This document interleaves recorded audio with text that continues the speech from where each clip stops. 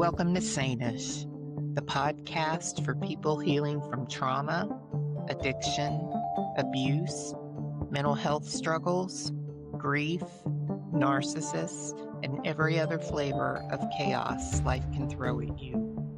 And somehow still functioning, mostly. I'm your host, Holly Broughton, survivor, truth teller, boundary setter, and proud member of the Still Healing, Still Hilarious Club. Around here, we don't do shame or embarrassment. We don't do perfection. Just real talk, dark humor, hard truths, and a whole lot of hope. Because sanity is overrated. And healing, that shit is messy. This is Sane-ish. Let's get into it. Disclaimer. On the Sane-ish podcast, we discuss personal stories of alcoholism, addiction, mental health, chronic illness, narcissistic abuse, domestic violence, SA, HT, parental alienation, grief, loss, homelessness, as well as many other forms of adversities in life. Our intention is to be inspirational, educational, identifiable, and resourceful. The views and experiences shared are in no way meant to praise or condone any illegal or harmful behavior.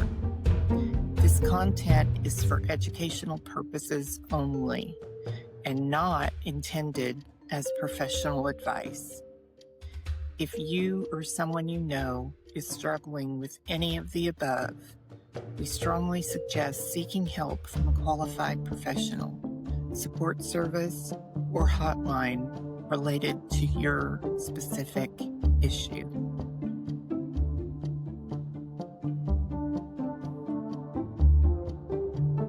Hey, everybody. Welcome to the Sane-ish podcast.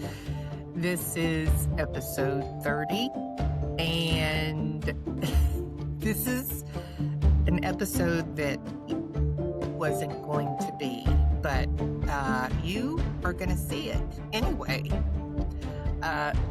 This was an episode that Natalie and I were doing about estrangement, and Natalie had been sick for quite some time, and she had graciously done it with me and thought she was over it. And while we were doing the podcast, she realized she was not. And so, needless to say, throughout the podcast, she was having coughing episodes, and we had to stop and go and stop and go. I was able to edit it. Then at the end, we had some technical difficulties. So it abruptly ended. So I put it off for a little while, and then finally I said, do you mind? I think I can salvage it. And she said, I trust your judgment. And I said, whoa. So anyway, here is the end result. I think you'll probably get something out of it. If not, you'll at least get some good laughs. So anyway, here's our episode on estrangement, and enjoy. Hey, everybody. Welcome back to the Sane-ish podcast. Holly Broughton here, and we are on our 30th episode, I believe. And I've got my distinguished cohort with me, my distinguished Canadian cohort with me, Natalie Forchuk. We're back with our Parental Alienation series. However, today's episode is one of those topics that can feel like a punch in the gut for some, depending on which side you're standing on. If you're a parent, parental alienation feels like a punch in the gut if you're the targeted parent. But there's also another side, because sometimes parental alienation can lead to estrangement.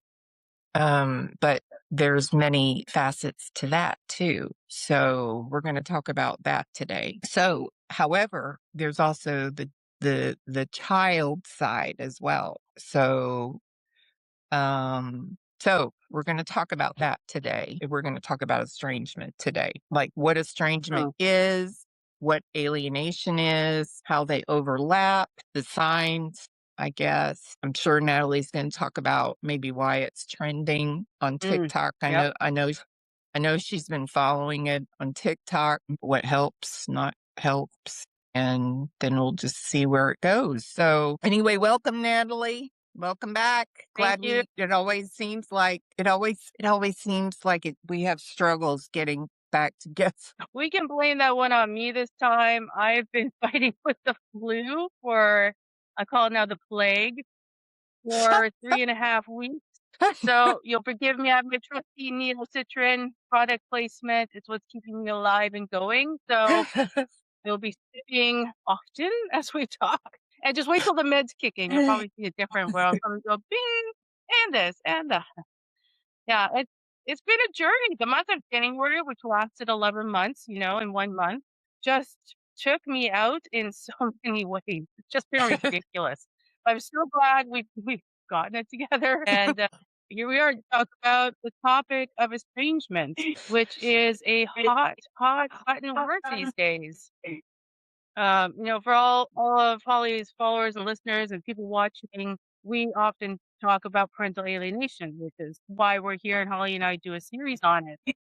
But there's been this interesting metamorphosis, almost I want to say enmeshment, which I hesitate to use that word, into the world of estrangement. And it is trending, and I'm going to talk about that before, but let's talk about some of that after sleep meds haven't kicked in yet. Let's talk about the definitions so that we all know what we are actually talking about. I've got some stuff on my other screen because I can't remember it all off the top of my head, and I want to do it all justice. So let's talk about what is parental alienation. Now, before I get into the clinical, Holly, what would you define parental alienation as based on your own experience? Not the clinical diagnosis, but your experience. Okay, so for me, it's a little different. I know for some parents, it's the weaponization of a child, which is true. But for me, what's happened is it's the withholding of the child. My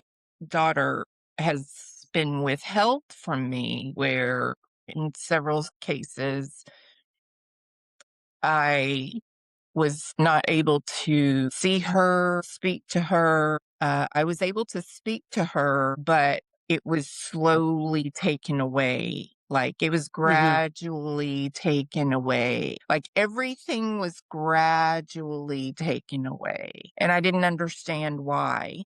I didn't do anything. And, I don't know what is being told to her today. It seems like maybe nothing bad is being said about me, but maybe. I don't know. I don't know what's being said because I'm not allowed to talk to her. Right. But of course. my point to that is her dad just recently, a few months ago, as you know, reached out and said, I want you to communicate with her. And I said, okay, thank you. I appreciate the message. Yes, I do want to communicate her. Let me know when she's available. And they also told me, well, we come with good intentions. We're not trying to control anything. But yet at the same time, I wasn't allowed to communicate with her. It had to be through the fiance. So I wasn't able to communicate with her directly. So it still seems like there's control. See, so I'm never allowed. So my point is for parental alienation for me, it's not being allowed to participate in your child's life. And as a parent, as a biological parent, you are not allowed to participate in your child's life. Communicate, be a part of holidays, birthdays, anything, whether they're weaponizing the child, using the child as dangling carrot, that for me. I do know that parents, do say bad things about the other parent. I don't necessarily know if that's true in my case. I do know that my nieces and nephews have not seen, my sister and my brother don't know my daughter. They haven't seen her since she was 2. But it's okay that she has a relationship with his side of the family. So it's that type of thing. That's alienation for me, my Yeah. definition. Yeah. And it's a good definition. And one of the reasons I asked the question is that alienation doesn't look the same for everybody. There are Yeah. core values or core tenets of it, similarities, right, that we can all kind of congregate around and say, yes, I'm experiencing that or I'm feeling that. But each person's experience of it can be very, very different. And all of them are valid. There can be a withholding, a very slow withholding. It can be a very quick withholding. It can be sharp words and what we call parentification, which is when a parent brings a child into the adult situation. For example, parent not necessarily bad mouthing the other parent, but actually stating fact, as in sharing court documents or court action. It's interesting. Alienating parents will somehow feel that that will protect them in the law because they're sharing fact. So that's not a bad thing. They're sharing court case. They're sharing facts. These are real thoughts. I'm not saying that this is out of scope. There are genuinely parents out there who feel that they're doing nothing wrong by involving the children in proceeding. And that is a form of alienation because why are we in court? It's an adversarial system. So sharing those thoughts and documents with a child, of course, it's going to be adversarial to the other parent. That's alienation, right? So, it looks different all over the board. And if we go to the actual definition, which I'll right here on my screen, one sec here. I just want to do one. No, we're good. Okay.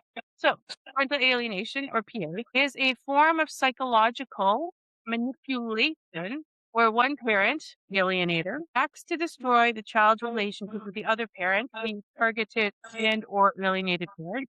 So you start out targeted and then you end up alienated. It's has a flow to it without legitimate justification. Now, what I always find interesting about statements like that is I don't know there's any world where there is a legitimate justification for parents to turn a child away from another parent, right? But in the law, the definition legally that we go by, it often occurs during contentious divorces, causing the child to unjustly fear, reject, or show hostility towards the targeted parent. And what does that really look like in plain language? Bad mouthing. Your mom just can't get it together to pick you up on time. Your dad, why he won't pay for soccer. What some people make is they're a throwaway comment. Now, nobody's perfect, by the way. When I talk about this, you said something bad about your ex to your child in a true throwaway comment once in a blue moon. You do your best, but hey, man, just something hit the button. That's okay. That's not a pattern. Right. That's you being human, right? So I also want to distinguish that because we get really caught up in these black and white kind of definitions. Targeted parents will like, what did I say? What was the one thing I said that one time? It's okay. Was it ideal? No, of course not. Are you human? Yeah, you are. Somehow to screw up a little bit. But in alienation, everything is used against you, right? So we get kind of hyper vigilant around it. But I just want to speak that out. We don't say that enough. Right. That as a targeted or alien parent, have some grace with yourself. It's okay. Right. You are not perpetuating a pattern. Yeah, you up a couple times. That shouldn't be used against you, right? So you have to stick that in. So bad mouthing. The key word is the alienating parent consistently makes negative comments. As in the other parent could do nothing. They go out of their way to express. Again, dad's late again. Why can't you prioritize you guys? Like a comment like that, seemingly probably to some people doesn't sound that bad. It's a frustration and there's probably some truth to it. Maybe he works long hours and he's late to play it off because of traffic, but it's formed in a way that it's about not caring rather than, hey, when your dad keeps getting stuck in traffic, and in my mind thinking, maybe we should change the pickup time. Maybe that would make more sense because this isn't Mhm. working, right? Mhm. So that's example. Limiting contact, kind of the same thing. Using the same example instead of with the parents saying, "Look, Fred, that 5 o'clock time is not working for you. What do you say about 7 o'clock? Or what would work better?" Versus, "Fred, you can no longer pick up the kids on your night because you can't show up on time." That would be alienation. That's limiting contact. That's putting a barrier in the way of the other parent experiencing time with their children. So there's that. That's interference. Right. Forced loyalty. I love this one. Forced loyalty. Forcing the child to two sides. Right. And here, what's also interesting though is this happens in marriage. This doesn't just happen in divorce. Parenting can be a highly competitive act even in marriage. So, if you're watching this, you're like, well, I'm married, that never happened, I never do that. Just a little double check. I guarantee you have it from time to time without realizing it. Whether you're actively doing it, different story. Again, patterns versus one-offs and throwaways. But it's more common than you think. Which You want ends to be up the favorite being parent. which forced loyalty ends up being loyalty bonding. It 100% ends up that's a trauma bond. it with which ends up being trauma bonding. Yes. Yeah. Because Yeah, yeah, well said. the child ends up being loyalty bonding because they don't feel like there's a way out. You know what I mean? 100%. And which we'll probably get to when we get to estrangement, but that's where the trauma bonding probably could potentially get to. But anyway, I digress. No, very, very good point. Absolutely. When we say, forced loyalty, people will say, well, why didn't the child somehow buck against it, rebel against it? Why didn't they say something to me? Why did they go with it? And the Mhm. simple answer is that trauma bond, they're trying to keep themselves safe. And keeping the parent who's alienating, who's forcing loyalty, that's the easier way to go. And Correct. their life is hard enough, they to fight the trend. So if you're listening out there, you're like, "But why is my kid?" I had this conversation the other day with a parent about the language that we speak to ourselves. And this parent said that my child turned against me so fast I didn't see it coming. And I said, just wait a sec, let's talk about language. Your child was turned against you and is doing their best to survive the situation and they feel they have no way out. That's the Eh, reality of it. Your child, right? It's not your child doing this. It is somebody else as the puppet master. Sorry, Holly, what were you gonna say? And it's funny because I just had this conversation uh with Jeff Steiner on my last episode with the Dad's Resource Center. But I said this, I said, you sometimes, I don't know, I'm not an alienated child, but sometimes I imagine them being in a communist country where they don't have freedom of speech. They can't say what they want to say because they're only allowed to think a certain thing or say certain things because of their environment. Yeah, yeah. It is like being in a communist or socialist country where you don't have your First Amendment right. Yeah. Absolutely. I mean, because, even if they ostensibly have their First Amendment right, their right to speak, the risk that comes with speaking is too high. The cost is too high for a child. The cost can be too high for an adult who has free will and can fight in certain situations. But for a child, the only thing in their maturity level that makes sense is how do I not make this person mad? Right. Well, it might be to align and agree. So that's where, again, this parent saying that the child turned against them. No, your child was turned against you, and they seem like they are against you, but they're really not. They're just parroting what the other person who has more control of the moment is saying. And it's a horrible place to be in. 100%. And we'll talk about if we get today, kind of like what does that look like? How do we deal with it? Is there a way to solve it? But that's your child didn't turn against you. Let's just be very, very clear. And we're going to talk about that aspect of turning against it when we get to estrangement in a little bit. A few other things, erasing and replacing. That's the extreme end of alienation, is the erasing. The replacement is actually not the extreme end. The replacement, Holly and I, we talked about third parties before. That's a whole other topic. The replacing is quite common. It happens a lot with third parties. And when we talk about third parties, I'm going to utter the words other partners that are in the relationship with the alienator. That's what I will generally call them, because otherwise people come for me for days if I start naming off certain entities. They already started coming to me this morning on TikTok in my comments. So Yes. I'm being cautious with this today. The difference between alienation and estrangement. I found this and I really like how this is written. It's crucial to distinguish alienation from justified estrangement. See, I'm exploring that word justified, and we'll come back to it in a second. While alienation is based on manipulation, estrangement occurs when a child rejects a parent for legitimate reasons, such as abuse, neglect, or harmful behavior. So, Holly, do you have any thoughts on that statement? I'm putting you on the spot here, because when I found it, I was like, this is really an interesting way to put it. And I have thoughts. I want to know if you have any thoughts before we keep going. Thoughts on, could you repeat that? Yeah. Back here. The definitions of while alienation, so parental alienation, is based on manipulation, right? Estrangement occurs, and we're calling this justified estrangement. We'll come back to that definition. It occurs when a child rejects a parent for legitimate reasons, such as abuse, neglect, or harmful behavior. You hear the difference between those two? Does that make sense? Yes. I think not necessarily all the time, but I believe that alienation is a process towards estrangement. It can be a process towards estrangement. Not all the time, but sometimes. Yeah, I agree with that. I mean, would it be fair to say it could be a catalyst? It could be Yes, I believe it's a the catalyst. entry level.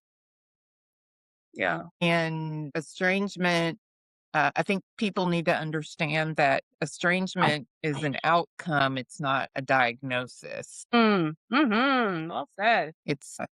There's several things to estrangement. Estrangement, or at least what I've seen, what I know about it, which is not that much, but estrangement can be sudden or gradual.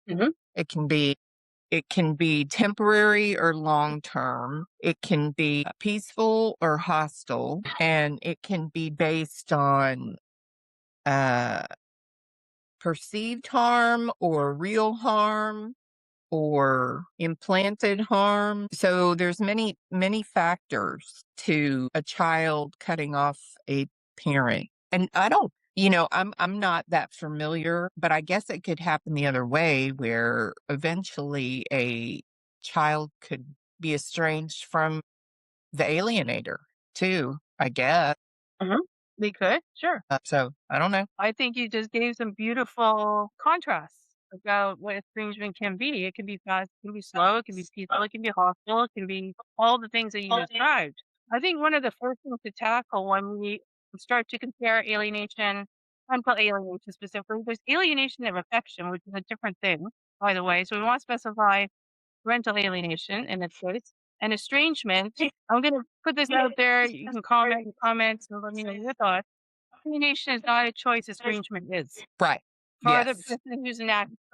So alienation for a child happens to them. They're the victim, so to speak. A person who estranges themselves, that is a conscious choice. Maybe a subconscious choice over time until they make it a conscious choice. Maybe it's one day and that's it. I'm never talking to this person again. But it is a choice versus parental alienation is something that happens to you. It's an abusive and psychological abuse. And this is where we start getting into this trend aspect. What I read and what I hear, what I watch is people rattle into estrangement because it is a choice, and it gives them the opportunity to basically say, "F you, I'm done." Now, yes, is there a place for estrangement? It's been around for a million years, so it's not like this is a new concept in the world. We all have known people who have family members that no longer speak, or there's a falling out over the will, or there was, Uncle Harold did something bad and we no longer associate with his side of the family. That's all estrangement. Those are all choices. But when it starts to dovetail in with alienation, that's where it gets interesting. Mm-hmm. First of all, is there an age limit? So I'm going to give my own example. So with my son was re-alienated from me at the age of 15. He is now 20.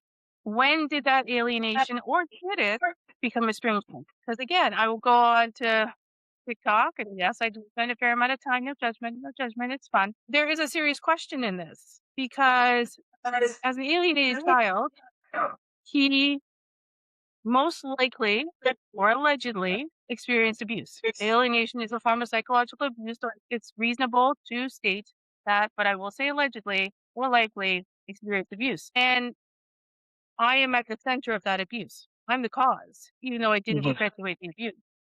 So is my son still alienated from me or is he estranged? Was there an odometer that clicked over when he turned the age of majority? It's like, no, now I'm estranged from my mom. I don't know. I think it's an interesting topic and food for thought because it is becoming a trend. I would say in the 80s and the 90s, I don't know so much about the 2000s, but in the 2000s even, therapy became a trend. Like going to therapy was the thing that you did. Mm-hmm. I like and I like have to look at the actual like decade where this, but like it became really awesome that you became self-actualized. You found yourself. It was around like when Eat, Pray, Love came out, the book, whenever that came out, the movie with Reese Witherspoon. There's a self-actualization that's almost like going back to the 60s when it was the modern version of like finding yourself, going on retreats, discovering yoga, going to therapy, Well, exploring the issue. I want to say, I don't know why, but I want to say it's when Oprah started doing all of her Sure. crap, because you know what I mean? Because everybody was like, Mhm. and everybody was like, I really do have, I guess I'm not the only one that has problems. Like, Okay, you're right. Oprah was a turning point for the world when it came to understanding that you weren't the only one feeling things. I hear what you're saying. Now, I'm yes. also hearing you're not a fan of Oprah. I'm curious. Overall, like, What? what's that? When Oprah started doing all her crap, what do you mean by that? I'm not judging, I'm curious. Her talk show, because I mean, obviously, uh, in my opinion, I think Oprah had a more tighter talk show, but then it spawned off more loose Mm. talk show, like Jerry Springer I and did. Maury Yeah. and all that, whatever. Yeah. But Sensationalized. yeah, Yeah. so, I think people realized, oh, we got problems. Shit, humanity's in trouble. I know, I love this. I I love this think kind of people, I conversation. think any therapists out there, hey, Very, very true. And just for context, I looked it up. Oh, the Oprah Winfrey Show aired on September 8th, 1986. Right? Okay, so late 80s, 90s. And I'm just up for funsies. When did Oprah last air? May 2011. So for 25 years, one yeah, person brought to the world a lot of things about self-actualization and the hard things and the scary things. And we got hooked on Dr. Phil. And then we got really hooked on like exploring the issues and being transparent and going to therapy and all the things. Like it was a thing. right, And now when I look at estrangement, what's going on right now, it's like it's been turned on its head. right, The newer generations are just like, nope, I don't like it. That's it. I'm not going to talk to that person anymore. And that's where I right, say the trend is coming now. If an estranged person or child in particular, adult child, is watching this, you're welcome to comment on it. I'm not trying to, I want to be cautious in saying I'm not trying to negate any child's experience or the necessity to go no contact. I'm not negating that right or that need. What I'm challenged by, and this could be just my own challenge, is there aren't any conversations around it. Now, am I feeling that way because of the situation with my son? My son? Yeah, of course I am. I am sensitive to this. That's why it is a curious topic for me. I don't understand I don't know, the lack of introspection and just the immediate leaning towards just cutting somebody off with no opportunity for conversation or exploration. And for alienated parents, that's where it gets scary. And I think where we tend to, and I've talked to a lot of parents about this and their concerns, is that it used to be up until this now trend or the widespread use of estrangement that are what you hear often is like, well, wait till they turn the age of majority. 18 or 19, depends on where you are in North America, generally 18. And then, by 25, the prefrontal cortex is developed, right? That's where maturity comes. So somewhere in those 7 years, 6 or 7 years, there's a good chance that you will have some interaction or opportunity to reunite with your child. I mean, your alienated child in the question. Then we get into this social media just explosion around a solution that basically says, no, you don't have to do any of that work, just cut them off. And that's scary for an alienated parent. It is Right. scary for me. I'll be very frank. It is something that I look at and go, wow, I am up against far more than just alienation, so to speak. Yeah. Now I'm up against TikTok, essentially, or this groundswell of support. It's almost if you watch some of these videos, it's almost to the point where if someone was watching it, it's almost like, well, if I don't cut them off, then I'm weak. Like that's the messaging that's going out there, and that's why I talk about it, and I find it very concerning. But that's the direction that it's going in. Now we've got alienation. Like, do we just throw up our hands and just say, well, that's it? I might as well just live my life and hope this trend course corrects, or that I taught my child or children well enough to come to me. I don't know. Holly, do you have any thoughts?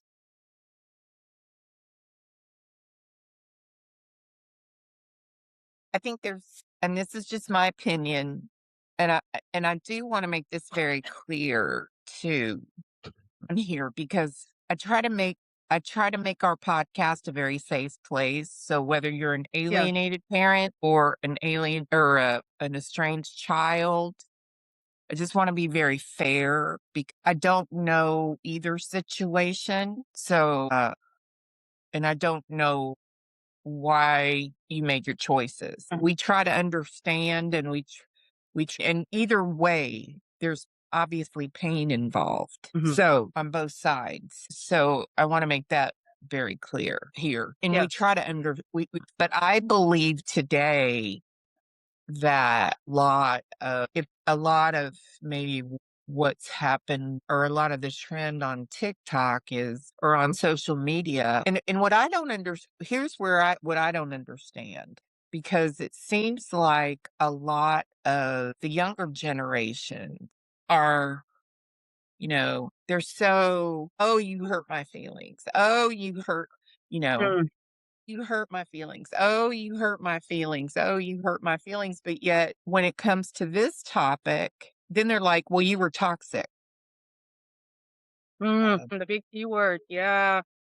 I'm like, Yeah. well, wait a minute. So I'm not, so I'm like, you can't just go from you hurt my feelings to you were toxic. Something There's a had jump. to, Yeah. something like you have to work towards, seeing something. And if that didn't work, then okay, then, Mm. you know, okay. But I believe a lot of it has to do with social media. I agree. I believe a lot of it has to do with there are a lot of kids out there who don't use critical thinking. I think Yeah. they just see what other people are doing, and they're like, yep, I think I'm going Do to go that. that route. I do believe COVID played into a lot of Mm. stuff, isolated a lot of kids, and not just a lot of kids. I believe COVID People. did a lot Yeah. of damage to a lot of families one way or another. But I just think there's a lot of that stuff. And I don't think it necessarily can't be fixed. I think there's a lot of I agree. healing I think there's a lot of Yeah. healing that can be done. But you I don't know what the word is. I don't want to say it's not valid because whatever that person is experiencing, they're experiencing. I don't want to say that, but for some, I feel like maybe it was a snap judgment, if that makes sense. Yeah. Sorry. I You need okay? coffee time. If I go off screen for a second, yeah. If I go off screen for a second, it's so you guys don't hear me hacking up a new lung. Yes. It's epic. See the Are you going to tears? live? Well, I hope I'll live for at least like the end of this podcast. Sure.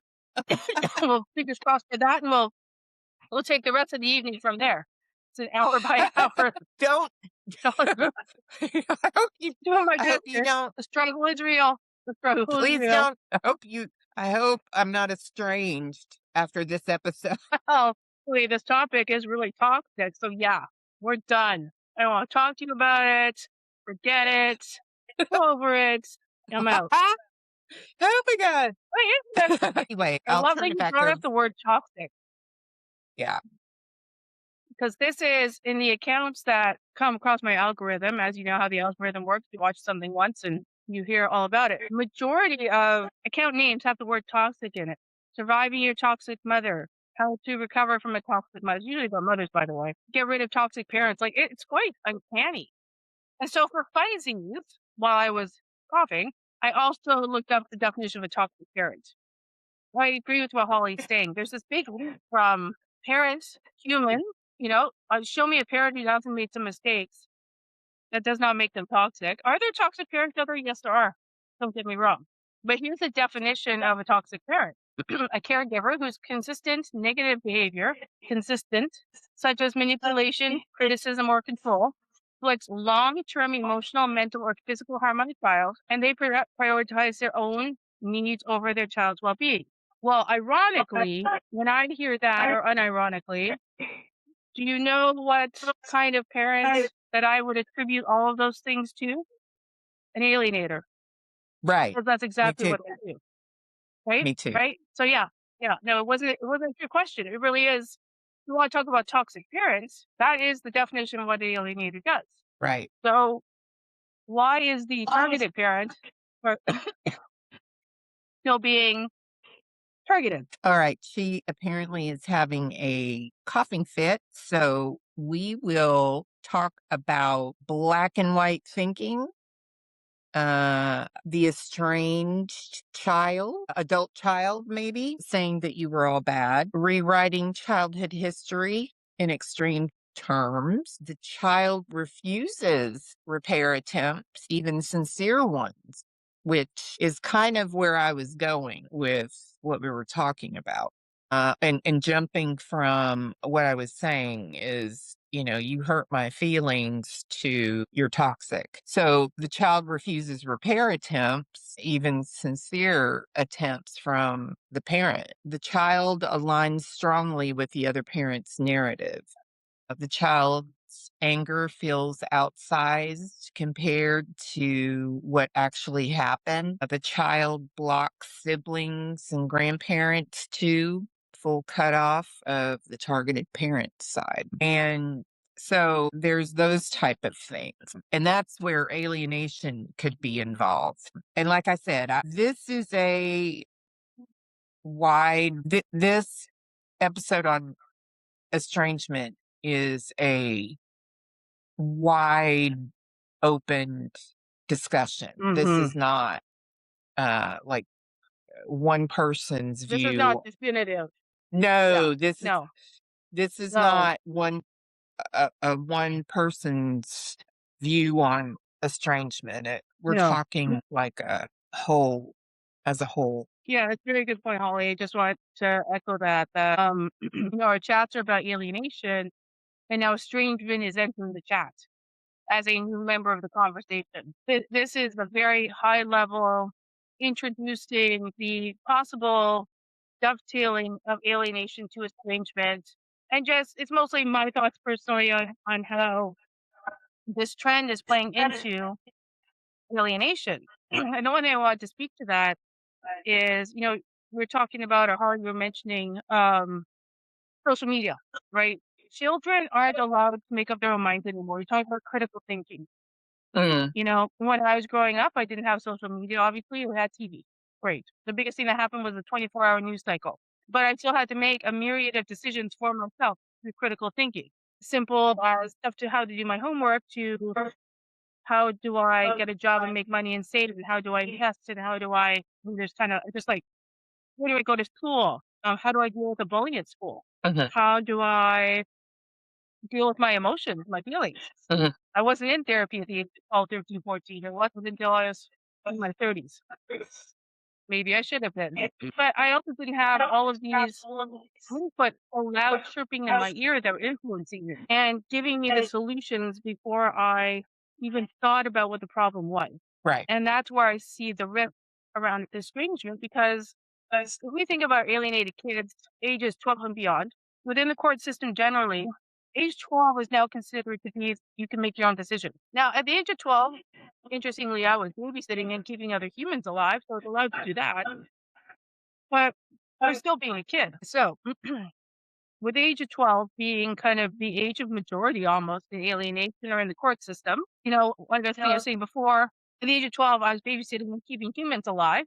That was fine. I mean, my parents were close by, but I didn't have, I was reading books. I was reading People magazine. Like, that was my biggest influence of the outside world and the 24 hours news cycle. But I didn't have my peers or, even a couple years older than me chirping in my ear, telling me what to do. People may argue that that social media just informs us and gives us more data to make best decisions. And I would argue 100% against that. If we want to take it out of the realm of estrangement or with kids and take it back to alienated parents, I spent a fair amount of time in the online spaces, especially because I'm old, on Facebook, and with all sorts of different alienated parents. And what I see the undue influence that a majority will put on a parent for a decision that they're trying to make blows my mind.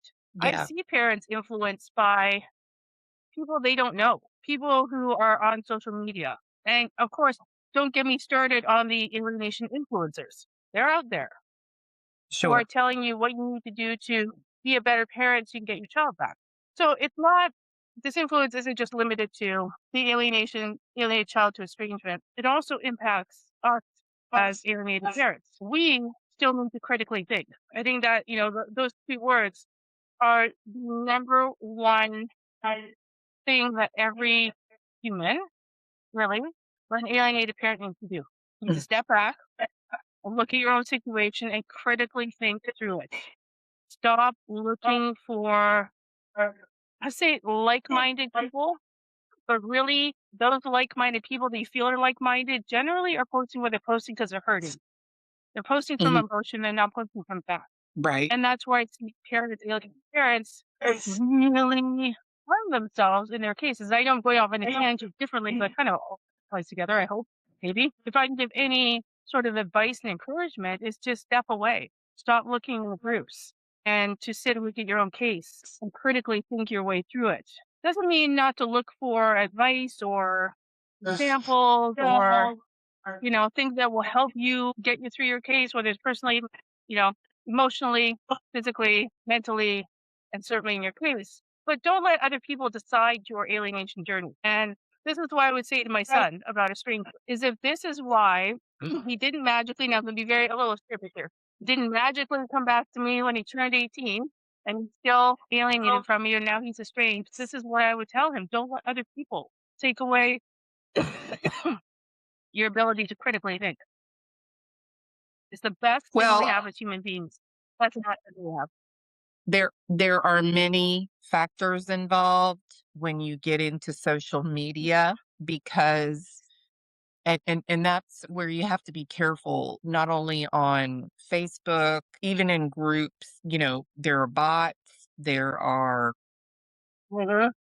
you don't know if somebody's baiting you. You don't know if there's a bot on there trying to stir up your emotions. You don't, there's just so many things. And, you know, today with these younger these younger generations, hey, there's AI, and these generations are Mm-hmm. not critically thinking because there's AI out there, and now there's these apps that they're turning to as their therapists and their friends Mm-hmm. that are telling them what to do as therapists, and who knows what those things are telling them to do.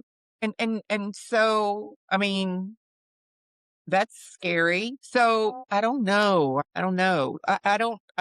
feel like I'm okay. First of all, I'm grateful I grew up in the time that I did, because I didn't Me have a too. cell phone. I didn't have a cell phone. I didn't have social media. I had books. I had stuff that I had to rely on. I had my brain, which Mm-hmm. could be questionable in first place or whatever. Mm-hmm. But I did have to critically think. I didn't have Yeah. AI. I didn't have Chat GPT. I mean, I had to, you know, didn't go through COVID, didn't have Instagram, no TikTok, no, I didn't Yeah. have all these people telling me all this crap, and Yeah. at an influx. So Well, it's a tsunami of information. It's not vetted, parsed out. It's not personal. right, Even though it feels very personal, it's not actually personal. And that's where the critical thinking has to come in. Because it's right, great to get, you want people's opinions and you want to understand other people's experiences. That's awesome. Social media can be great for that, for research, for like even perspective, but you have to have your own boundaries and understand what you're willing to take on and what you're not. right. Because you can go one direction, follow something blindly, and the next day you could find an account that tells you to do the exact opposite, and that's the right thing. Now, your algorithm won't do that. Your algorithm will keep you in a chosen path, so to speak. But But then at the same time, you also don't know these people who are on social media. You don't know what their motives are either. So somebody mhm. could look like they have good intentions when in reality they don't. So it's really hard. It's a jungle, Well, if we consider too, in my opinion. in my opinion, yes, this is always in our opinions, absolutely. And we want it like comment in the chat if you disagree. I want to hear it. Um, one thing to consider about social media, and I'll say this to everybody, and certainly about TikTok in particular, is videos that don't go viral for their truth. They go viral for hitting a pain point and sometimes being inflammatory about it. That's what gets the likes and the views. Because if every truth teller out there was just taken on for the truth, there'd be a lot more viral people. That's not how it works. Just because somebody's popular doesn't mean they're right. Or it No. doesn't mean they're right for you. Let me specify that. I want to diss every influencer or anybody online. But we've got to keep that in mind. It got 100,000 views, great. Maybe there's something to it. Maybe it's interesting, but is it right? Is it right for you? Enter critical thinking. Mm, Maybe, maybe not. But just going with 100,000 views or 100,000 likes or whatever, well, then it must be the right thing. That's the wrong thing. That's the wrong way to go. And I'll say that for alienated parents. Don't just blindly follow what somebody says because they seem to be popular in it. Doesn't mean it's right for you. The mistake I do see parents making, and I get with parents that I coach, one of the favorite things to do is to send me Instagram reels and TikToks that speak to them. Or they're like, this person is so good and they're so right. And I'll watch them. I'm like, well, let's have a conversation about that. And a lot of times they just like it because it validates the pain that they're feeling at the time. mhm. They're offering a solution. And that's okay. Validation is a very human need. We all need it. We all crave it. We all want it. And so getting it from a social media account that like you feel seen and heard, no problem. If it keeps you stuck there and it refocuses that you just have to focus on that pain and that's the problem, that's where I challenge about using social media for your own world without critical thinking. Right. Yeah, I'm more about solutions and moving forward I am too. than I'm about, and not that there's not a process, because there's always a process, but as long as there's a solution to work toward, because being stuck is painful. We don't have to stay stuck. No, We don't. We don't have no. to. We don't have to be martyred. We can grow and evolve through pain. It doesn't mean it goes away. I will say things can get different. Pain can be different. How you carry it can be different. How you metabolize things can be different. There's no law that says in alienation that you have to stay stuck. Right. You're allowed to grow. Even if you're alienated and your target person targeting you, they don't want you to grow. And that's even more the reason to work towards growth and healing. And healing, when I say it, healing does not mean it magically gets better like it never happened. And the healing in alienation is dynamic. It's not static. It doesn't, when we go through, I would say the stages of grief. Someone physically passes away. There's an endpoint where you start from that endpoint, and that endpoint just always stays there. That thing, that moment that they passed away, that event, it will forever be in your rear view as you move forward, but it will get smaller in the rear view.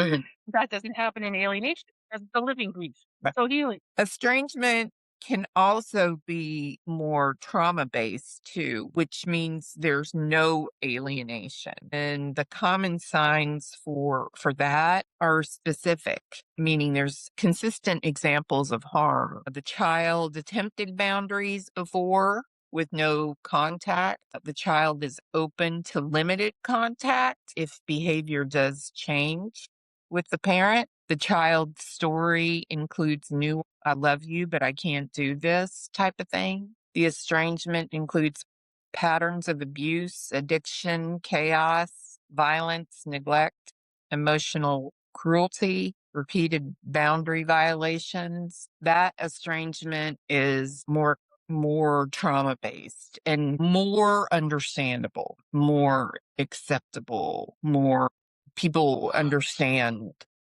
that type of estrangement rather than why is this estrangement happening? I don't understand.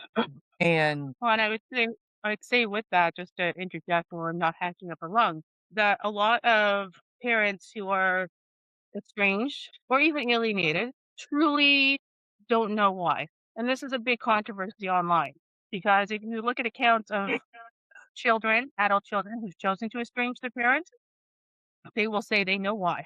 How dare they? And I know there's a lot of us sitting here that would say, but I don't. There was no major one life event that made me a toxic parent. There is no abuse. And when we qualify abuse, psychological, mental, emotional, physical, generally you would know if you abuse somebody, so to speak. And I'm not trying to be glib about this. I'm just trying to show contrast. usually parents, and I know this from experience, parents who are in recovery don't know why they're estranged until they come into recovery. And what I mean by that is when they are drinking and using, they aren't aware of how their behavior is affecting their children. Once they come into recovery and are working whatever program they're working, and they see how their behavior affected their children, then they're like, "Ooh, okay, I understand now." But when they're in it, they're like, why? I don't understand why they're not talking to me, because they weren't aware of how their behavior was affecting their children. So a lot of times when parents aren't aware of their abusive behavior until they're made aware of their abusive behavior, and sometimes parents, that's how they were raised, were in abusive. So they don't see it because that's how they were raised, and so they don't see it. But and I'm not saying that to give them a pass at all. That's not what I'm saying. I'm just saying that's why they don't see it. that's why they don't see that behavior. But I have seen that happen because I am in recovery. I have seen people in recovery, they don't understand why their children don't want to talk to them, don't want to have anything to do with them until they are in recovery. And they do accept their behavior and are willing to work on themselves and correct their behavior, that and they're made aware of their behavior, that it changes, that relationship changes. So just thought I'd throw that in And you there. bring up a really yeah. You bring up a really good point. With people in recovery, I totally understand what you're saying. It brings an interesting thought to mind. If we talk about a parent, I will say I've done some of this work in therapy around my son, so I'm no problem speaking to it.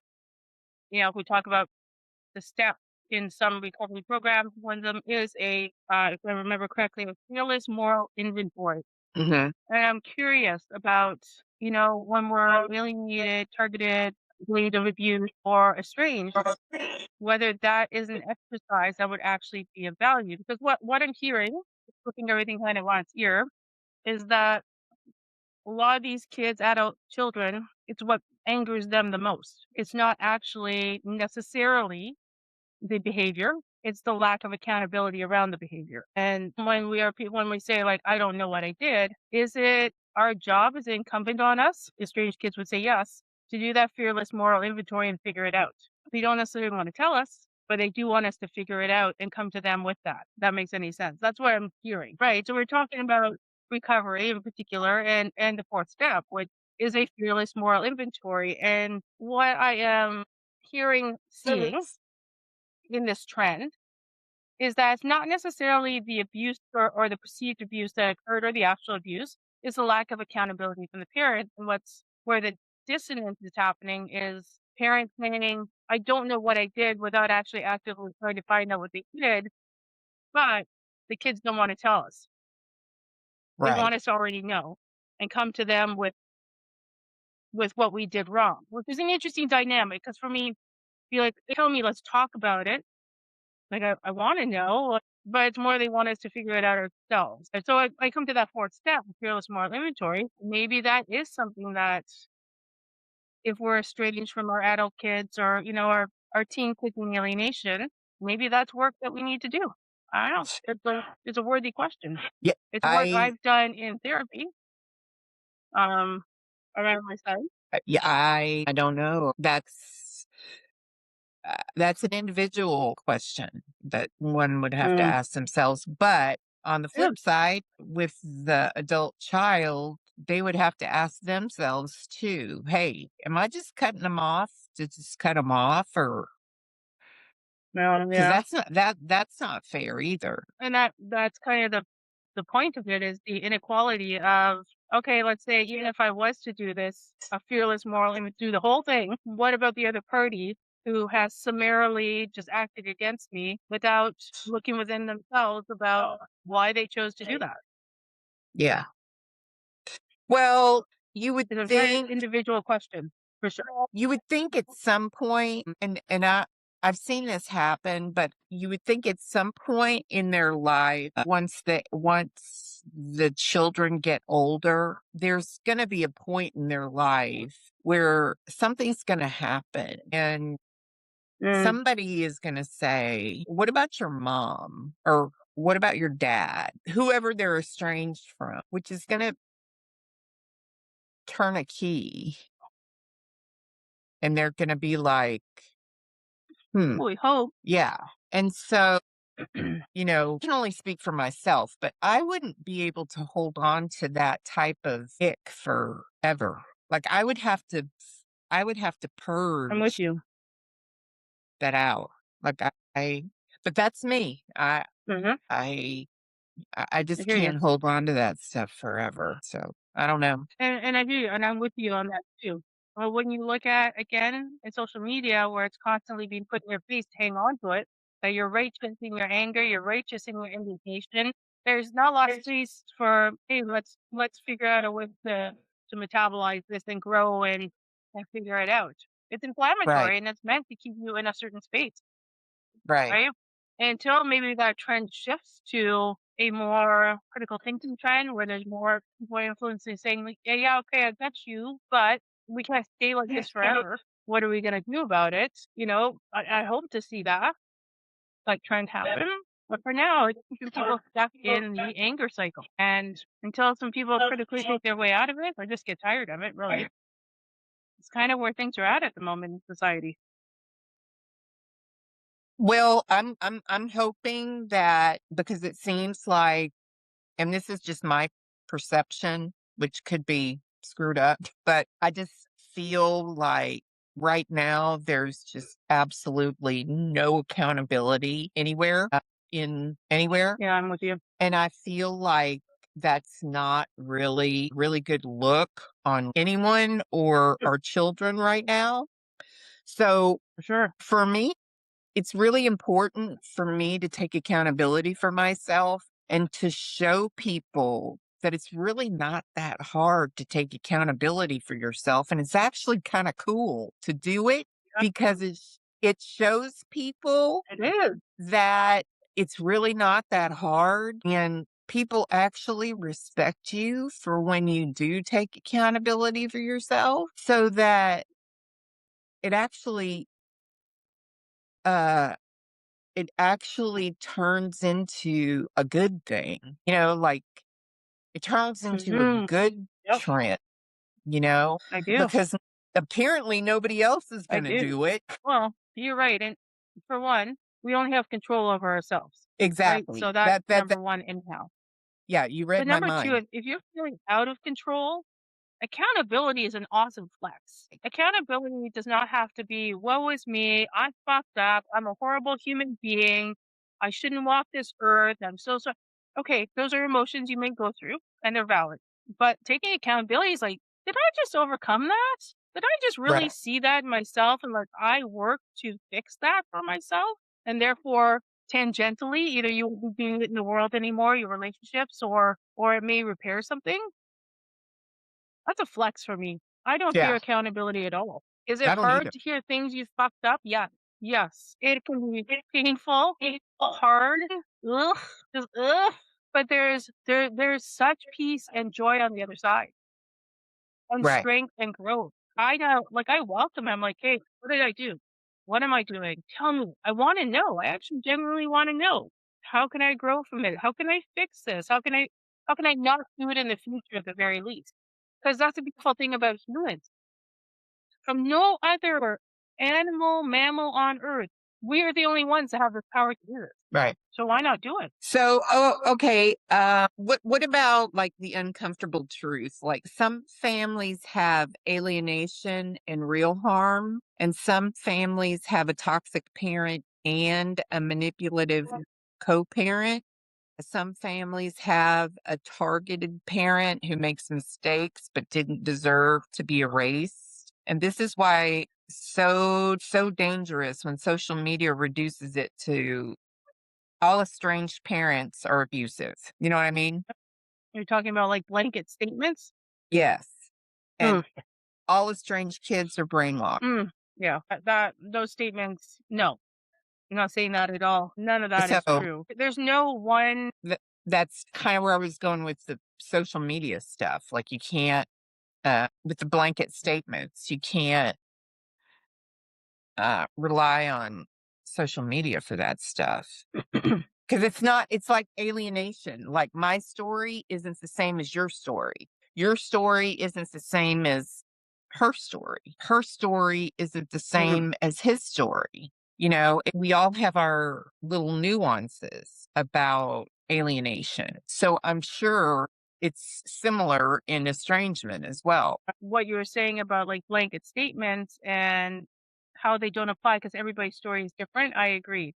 There's no one statement that an alienator is this way and a strange kid is brainwashed and a strange parent is an abuser. The world is very nuanced. So blanket statements don't apply at all, ever. And I hope we did not give the impression in this podcast that that is the case because what we're trying to hit on in this episode is more the trend and the overarching statements that are directing people in ways that are not allowing them to critically think, and also are blanket statements that just don't apply to everybody. They truly don't. And I encourage anybody to take everything with a grain of salt that's personal to you. If you get something off of TikTok, and look, I've got saved TikToks. I'm like, that hit me today. That was what I needed today. That was amazing. There's good stuff out there. I'm not saying it's all bad. We're not saying it's all bad. There's just this tsunami and wave of information that we can get caught up like the debris in a tsunami and just go along with the trend and not even realize that we stopped thinking for ourselves. And we're allowing others to think for us and allow others to keep us stuck in pain and suffering and lack of growth and things like that. So food for thought. Now I'd love to know in the comments below. I know we would that, what are your thoughts around the influence of social media and estrangement and alienation? We'll kind of get on all sorts of topics today here.